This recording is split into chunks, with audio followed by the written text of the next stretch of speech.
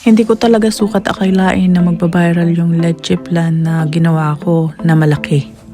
Kaya ngayon ituturo ko sa inyo ang recipe ng leche plan na Pro Max.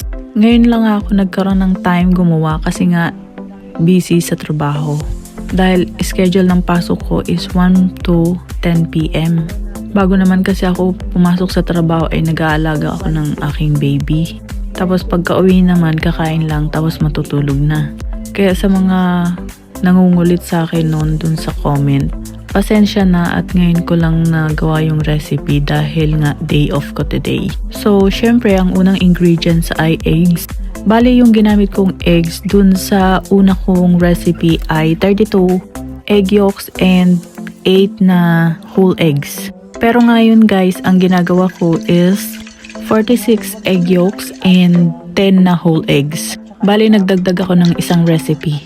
So, syempre, ang unang gagawin is hiwalay yung egg yolk sa egg whites. Tapos, yung whole eggs, yun ay 10 yung ilalagay yan. After mahiwalay yung egg whites sa egg yolks, yung egg yolks ay hahaluin nyo muna kasi minsan pag hindi siya madurog, tapos nilagay nyo na yung evap at saka condense, lumulutang yung egg yolks. So, kailangan durugin muna siya bago ilalagay yung condense. So, syempre, pag na-mix na yung egg yolks, ay imimix nyo na din yung 5 condense. Pagkatapos ay haluin ulit. Pero yung mahinang halo lang kasi magkakaroon ng bubbles yung mix. After naman mahalo ay ilalagay na yung evap na 5 pieces. Tapos haluin nyo na. And then mahinang halo lang din. Tapos naglagay lang ako dyan ng vanilla para matanggal lang yung langsa ng itlog and magkaroon din ng flavor dun sa mix. So, yan sa nakikita nyo, meron na siyang bubbles pero mamaya mawawala din yan. Tuturuan ko kayo ng tricks. And ngayon naman ay magkakaramelize tayo ng asukal para dun sa sa arnibal. 1 cup of water and 2 cups ng sugar. Tapos bantayin nyo lang kasi minsan pag nag-brownish na siya, madali na siyang masunog. So pag halimbawa nasunog, uulit na naman kayo. So dapat yung tamang-tama lang, yung ganyan lang yung kulay. And pag nilagay nyo sa pan, ay yan, ikakalat nyo siya hanggang sa magkaroon na yung yung lahat ng space para pantay yung kulay niya sa taas. So pag naglagay kayo ng yung arnibal, kailangan yung sa hindi yung masusunog yung pagpapatungan nyo. Kasi kaya nga dyan ako banda sa lababo kasi baka masunog yung mantel nung mesa namin. So mag-ingat guys at saka mainit din yan. Palalamigin nyo lang yan guys, yung caramel. Tapos ang gagawin naman natin dito is strain natin yung eggs na mix. So nakita nyo kanina yung strain na ginamit ko is pinong-pino talaga yan guys, as in pinong-pino. Kaya yung leche plan ko is buong-buo talaga, walang butas-butas sa loob. Para matanggal yung mga bubbles kanina ay gumamit lang ako ng tissue para tanggalin. Nung bago pa lang ako gumagawa ng leche plan guys ay kinukutsara ko yan yung bubbles. Pero, ito talaga yung madaling technique para matanggal yung bubbles. O, diba? Yung mga bubbles na pag ginanyan mo ng tissue, hanggang sa gilid lang, tapos madali mo na lang yan matanggal. So, yan yung tips ko guys para yung mga bubbles matanggal. And, wait nyo lang guys, wag nyo munang isa lang ng ganyan. Tapos maghintay muna kayo ng mga ilang minutes para tumining yung yung mixture, ganyan. So bago nyo ilagay sa oven, ibabalutin nyo ng foil. Pero alam nyo naman yan, di ba, yung ganyan talaga pag nagluluto ng leche plan. So kailangan hindi lumalapat yung foil sa sa mixture, yung dun sa egg. Kasi nung one time nagluto ako ng leche plan, may konting lumapat sa sa eggs. Nagkakulay na yung foil dun sa eggs. So, mas magandang hindi siya lalapat. Tapos guys, isasalang ko na siya. So, naglagay ako dyan ng patungan. Yung method na gagamitin natin is Bain-Marie method. So, nag-init na din ako ng tubig dyan. Yan, pinapractice ko kung paano ko siya ilalagay para alam ko na mamaya.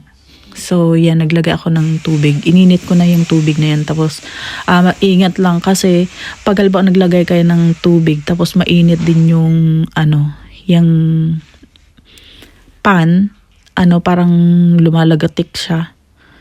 Yan.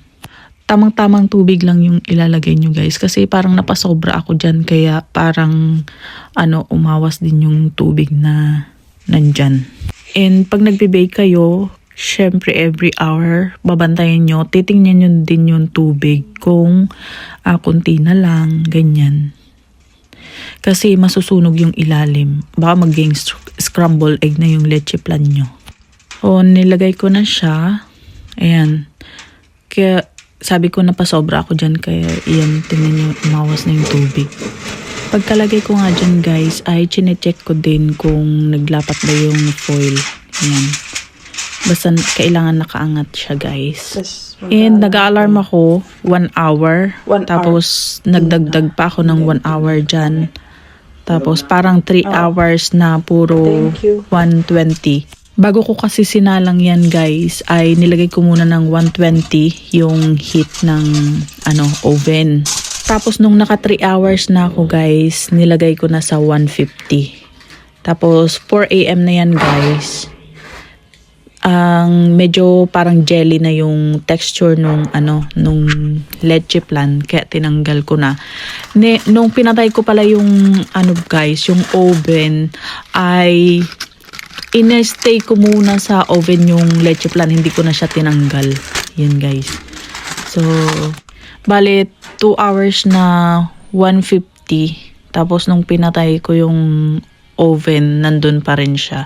So, pagtanggal ko niyan guys sa oven, medyo mainit-init pa siya. Tapos, ang tips ko lang guys, pag halimbawa medyo malimig na tong leche plan, ay tanggalin nyo na yung sa gilid, parang nyo na ng kutsilyo sa gilid kasi yung sa akin bumitak kasi hindi na siya liquid, so parang nag-expand. So dahil buo na yung leche plan, nabibitak siya sa gitna. So yun guys, siguro yung magandang gawin.